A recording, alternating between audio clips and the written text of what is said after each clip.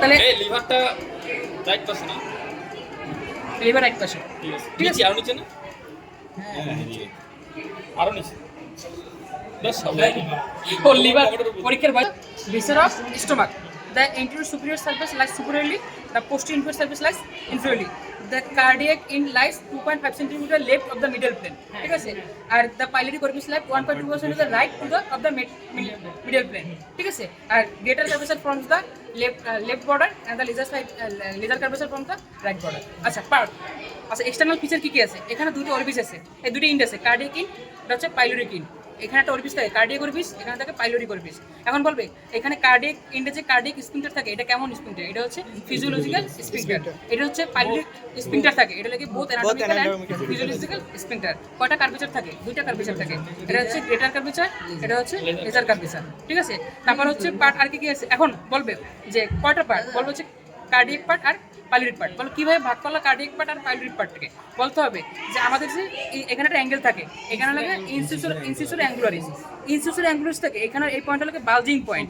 Bulging পয়েন্টের যদি proximally একটা লাইন টানি, তাহলে সেখান থেকে আমার কার্ডিয়াক পার্ট আর পাইলোরিক পার্টে ভাগ হলো, ঠিক আছে। এখন বলবো স্টোমাকের সাইজ কত? স্টোমাকের সাইজ হচ্ছে 10 ইঞ্চি বাই 25 সেন্টিমিটার। এটা পরে বলবো, আগে আচ্ছা। তাহলে এখানে হচ্ছে এটা হচ্ছে 10 ইঞ্চি বা 25 সেন্টিমিটার। এখন বলবে 10 ইঞ্চি বা 25 সেন্টিমিটার আর কি কি অর্গান আছে? তাহলে এইভাবে বলবে এর আগে ছিল কি? স্টোমাকের আগে ছিল কি? ইসোফেগাস। তাহলে ইসোফেগাস, তারপরে স্টোমাক, তারপরে এরপরে কি? ডিউডেনাম। আর দুটো মনে রাখবি, ইউরেটার আর ডিসেন্ডিং কোলন। এটা হচ্ছে 25 সেন্টিমিটার, ঠিক আছে। আচ্ছা এখন তোরে বলবে যে তাহলে এখানে যে বললা তুমি কার্ডিয়াক পার্ট, তাহলে কার্ডিয়াক পার্টের আবার কয়টা অংশ আছে? তখন বলবে দুইটা আছে, একটা আছে বডি, একটা হচ্ছে ফান্ডাস, ঠিক আছে। বডির ফান্ডাস কিভাবে আলাদা করলে?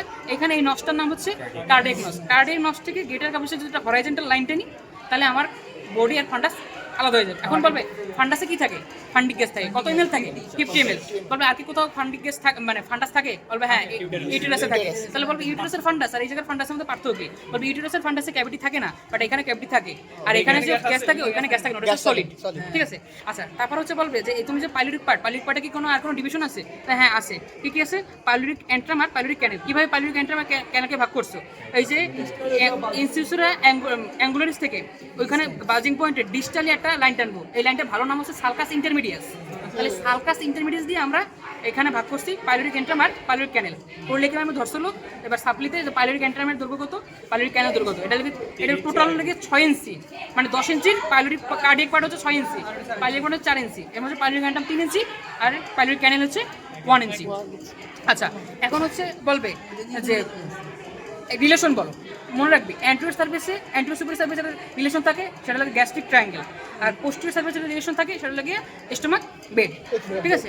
এখন বলবে গ্যাস্ট্রিক ট্রায়াঙ্গেলের ইম্পর্টেন্ট কি?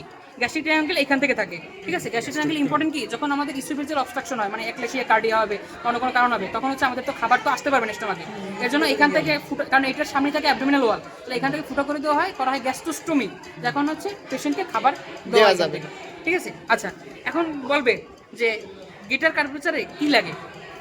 Greater momentum. লেজার কার্ভেচারে কি লাগে? Laser momentum.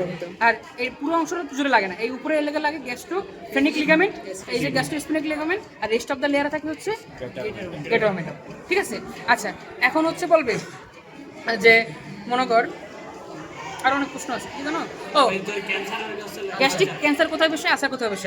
আচ্ছা হ্যাঁ, গ্যাস্ট্রিক আলসার বেশি হয় লেজার কার্ভেচারে। বলবে কেন লেজার কার্ভেচার বেশি হয়? কারণ হচ্ছে গ্যাস্ট্রিক ক্যানেল তো থাকে এখানে। বলবে গ্যাস্ট্রিক ক্যানেল কি দিয়ে তৈরি হয়? ইনার অবলিক মাসেল দিয়ে তৈরি হয়, ঠিক আছে। এখান থেকে আমাদের লিকুইড খাবার, গরম খাবার, ঠান্ডা খাবারগুলো খাই, এগুলো এখান থেকে খুব ইজিলি চলে আসে, কারণ ইনার অবলিক থাকে দেখে এখানে এই জায়গায় ভাজ থাকে, আর এই জায়গায় থাকে অবলিক, তাহলে খাবারটা এখানে খুব সুন্দর পাস করে যায়, এর জন্য এখানে গ্যাস্ট্রিক আলসার হয়, ঠিক আছে। আচ্ছা আর গ্যাস্ট্রিক কার্সিনোমা কোথায় বেশি হয়? গ্যাস্ট্রিক কার্সিনোমা বেশি হয় গেটার কার্ভেচারে, কারণ এখানে লিম্ফেটিক ড্রেনেজ থাকে, বেশি থাকে।